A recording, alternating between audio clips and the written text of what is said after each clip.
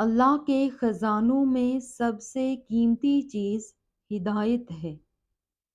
حالات کی تاریکی سے نہ گھبراؤ، اللہ پر بھروسہ رکھو اور یاد رکھو سب سے زیادہ بارش تاریک ترین بادلوں ہی سے برستی ہے۔ صرف خوف خدا ایک ایسا چراغ ہے جس کی روشنی میں نیکی اور بدی صاف نظر آتی ہے۔ زندگی میں اتنے کامیاب ضرور ہو جاؤ کہ تمہیں رد کرنے والے جب کبھی اچانک تمہیں دیکھیں تو پچھتائیں تمہیں کھونے پر۔ بے شک نصیب کیسا بھی ہو، نماز اور قرآن سے مدد لے کر اللہ سے جو مانگو ضرور ملتا ہے۔ لوگ اچھا پڑھنے اور اچھا لکھنے والے کو قابل انسان سمجھتے ہیں، جبکہ حقیقت میں قابل وہ ہے جو اچھا بولے اور اچھا سوچے۔ ایک اچھا انسان کسی سے شکایت نہیں کرتا، وہ خامیاں تلاش نہیں کرتا۔ جب مسئلے نہ ختم ہوتے ہوں اور نہ ہی حل ہونے کا نام لیتے ہوں، استغفار اور درود پاک کو تھام لیں، اللہ ہر چیز سے نوازتا جائے گا۔ کچھ تکلیفیں ہمارا امتحان لینے نہیں بلکہ ہمارے ساتھ جڑے لوگوں کی پہچان کروانے کے لیے آتی ہیں۔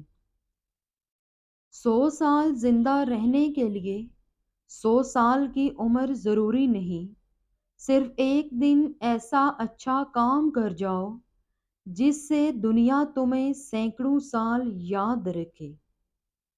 ڈیلیٹ کرتے رہیے اپنی زندگی سے کچھ لہجوں کو، کچھ باتوں کو، کچھ یادوں کو، کچھ نامناسب رویوں کو، ورنہ آپ ہینگ ہو جائیں گے۔ خوشیاں بانٹنے کی کوشش کیا کرو، نفرتیں تو ویسے ہی عروج پر ہیں۔ دکھ، درد، تکلیف اگر اللہ کی ناراضگی ہوتی تو یہ نبیوں کو نہ ملتی۔ یہ نعمت ہے جو اللہ کا راستہ دکھاتی ہے۔ ماں باپ کے ساتھ تمہارا سلوک ایسی کہانی ہے جو لکھتے تم ہو لیکن تمہاری اولاد تمہیں پڑھ کر سناتی ہے۔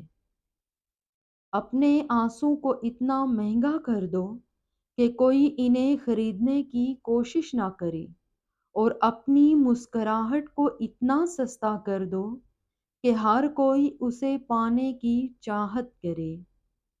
نیک بننے کے لیے ایسے ہی کوشش کرو جیسی تم خوبصورت دکھنے کے لیے کرتے ہو۔ اگر تم محسوس کرو کہ تمہارا دل سخت، جسم کمزور اور رزق کم ہو رہا ہے تو جان لو کہ تم اس کام میں ملوث ہو جو تمہیں نہیں کرنا چاہیے۔ جب تم کسی چیز کو چھوڑ دیتے ہو تو وہ مرجھا جاتی ہے، لیکن جب تم قرآن کو چھوڑتے ہو تو تم خود مرجھا جاتے ہو۔ غلاموں سے سب سے پہلے تعلیم چھینی جاتی ہے، کیونکہ آزادی حاصل کرنے کی آرزو کو چنگاری علم دیتا ہے۔ صبر سے رحمت کا انتظار کر، جو چیز تیرے لیے ہے تیرے لیے ہی ہے اور دیر حکمت پر مبنی ہوتی ہے۔ اس دن آپ کی سب پریشانیاں ختم ہو جائیں گی، جس دن آپ کو یقین ہو جائے گا کہ ہر کام اللہ تعالیٰ کی طرف سے ہوتا ہے۔ وہ شخص کامیاب نہیں ہو پاتا جس میں ناکامی کا خوف کامیابی کی چاہت سے بھی زیادہ ہوتا ہے۔